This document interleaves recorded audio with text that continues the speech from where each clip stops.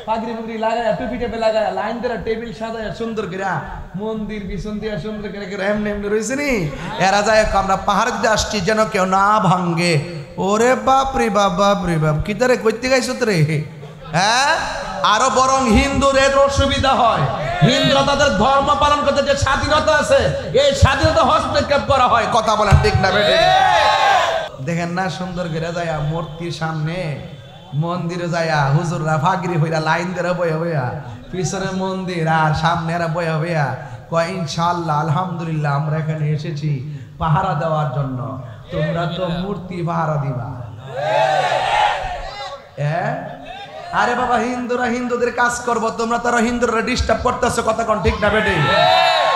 আমরা মাহফিলে আয়া যদি হিন্দুরা আয়া তো আমরা আইসি আপনারা পাহারা দিবার লাগিয়া, যাতে মাহফিলে কেউ গন্ডগোল সৃষ্টি না করে। এটা কি আমাদের ডিস্টার্ব হইতো না?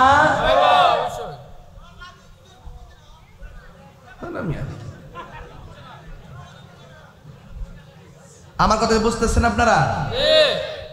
এই দেশে 53 বছরের ভিতরে কি তা যায় কেউ কেউ মন্দির ভাঙ্গা লাইছে? ভাঙ্গা লাইছে? গায়ে ফইরা ফ্রেম দেখাও চেয়ারের লাগিয়া ক্ষমতার যাইতা আমরা বাট পারে বুঝতে বুঝতে বুঝতে বুঝতে লাস্টে আমি বাঘা সরাইয়া হচ্ছি।